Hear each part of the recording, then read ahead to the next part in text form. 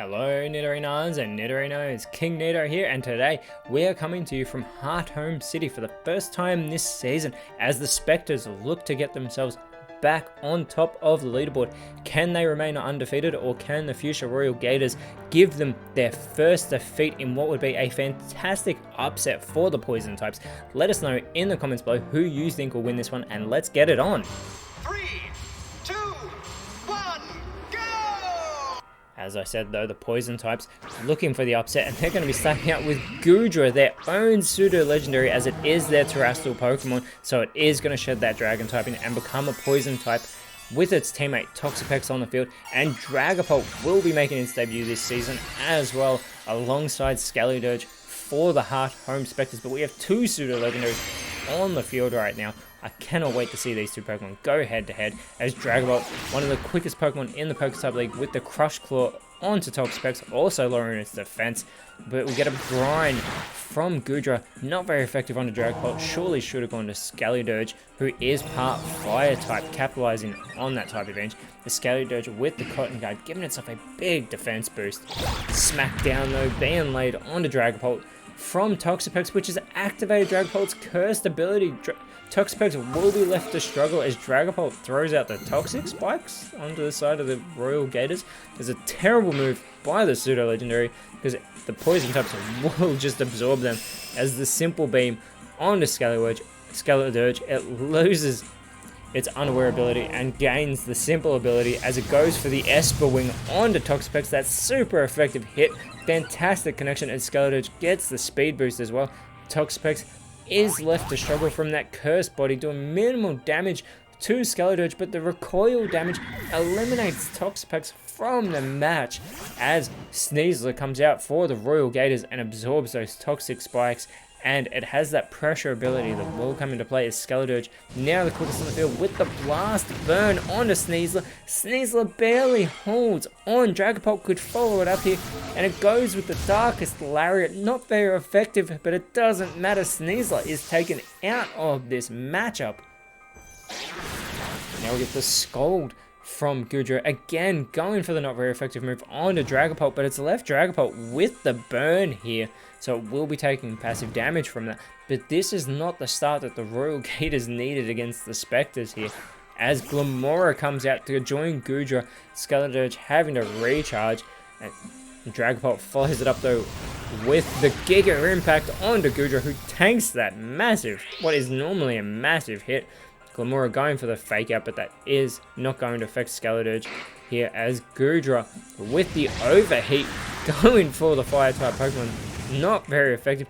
Goodra is targeting the wrong Pokemon here, as its special attack is lowered. Dragapult taking damage from that burn. And Skeledirge here going for the Weather Ball, this fantastical looking move. Going for Goodra, doing very little damage. Goodra being a massive wall for the Royal Gators as Dragapult has to recharge. Glimmora going for the Flamethrower onto Dragapult, not very effective, but gets a good hit in there. And Goodra follows it up with the Heat Wave, hitting both Ghost type Pokemon, not very effective on either of them. But that burn has finished Dragapult off. The pseudo legendary has been taken out by that status condition that it received from Goodra, as Poltergeist comes out for the Heart Home Spectres, and we get a tickle from Skeledirge onto Glimmora. It is going to lower its physical stats here.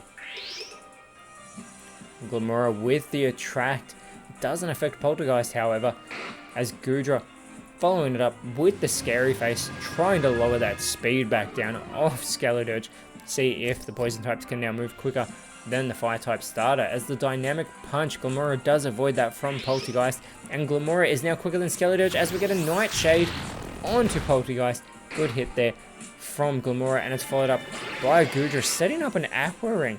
It has been in this matchup since the start here, so it is going to have that Aqua Ring restoring its health, but the Torment from Poltergeist onto Glimmora, it does subject it to that Torment, see if it struggles on the field, but a Ceaseless Edge onto Glimmora from Skeledirge, and it will activate that Toxic Debris ability, leaving the Poison Spikes on the side of the Heart Home Spectres.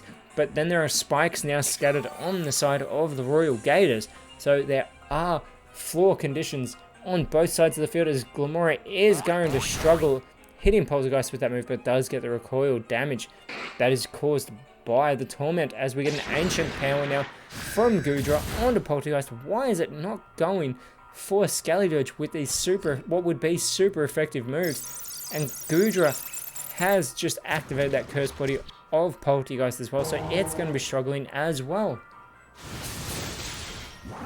And a super effective Psycho Cut onto Goodra from Skeledirge. A great hit there. That Veil of Water restoring the health of Goodra that it definitely needs. But Glamora with the explosion. I do not know what the Royal Gate is doing here today, because that will not affect the Ghost type Pokemon, but Glamora has taken itself out along with Goodra. This is fantastic with the Heart Home Spectres, that normal type immunity coming into play at a very crucial time to keep both Skeledirge and Poltergeist in this matchup, as that Mega Kick will be irrelevant as Poltergeist just kicks the air and Skeledirge goes for a Spatial Render, but there is no one to connect with. The Heart Home Spectres having a great start as Toxicroak comes out for the Royal Gators, and it is joined by Muck in its Cantonian form. Sorry, both these Pokemon landing in the spikes, taking that damage, but Toxicroak with the Fairy Lock making it so no one can escape in the next turn. Poltergeist now following in response with the Aromatic Mist. That is going to boost that special defense of Skeledirge, as Muck going with the Quiver Dance here. It is just looking to boost its own special attack as well as that special defense. Now Muck has boosted its speed. I wonder if it can move quicker than the Ghost type Pokemon, as that Roar will fail from Skeledirge, who has also been in this matchup since the very beginning. And Muck is the quickest Pokemon on the field, going with the Rock Polish. I don't think it needed to make itself any faster, but that it does. Toxicroak following its lead, also going with the Rock Polish. The Poison type Pokemon are the quicker Pokemon on the field right now. Poltergeist with the takedown onto Muck. It will get a little bit of recoil damage from that as well.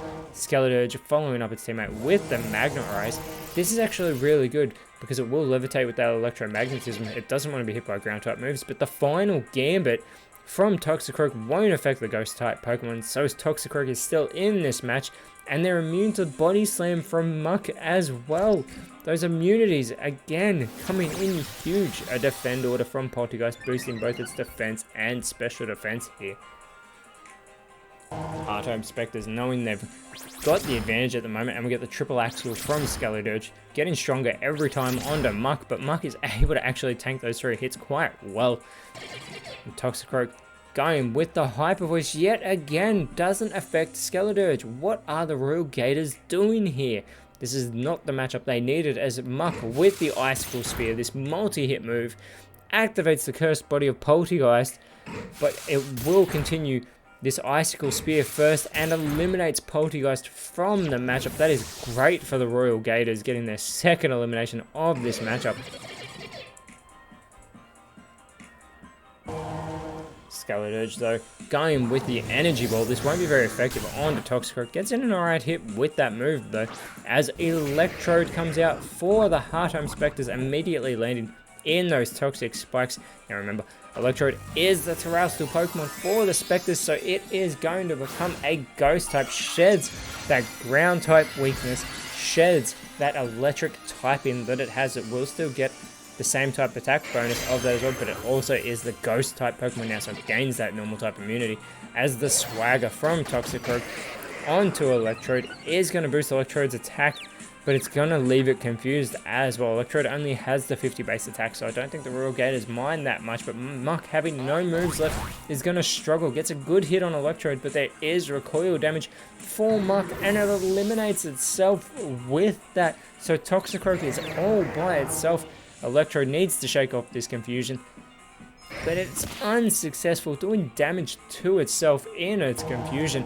Skeledirge though, with the Sandsear Storm, it's super effective, and Toxicroak is eliminated. The Heart Home Spectres have dominated this match, and they have re-established themselves back on top of the leaderboard with such a dominant victory.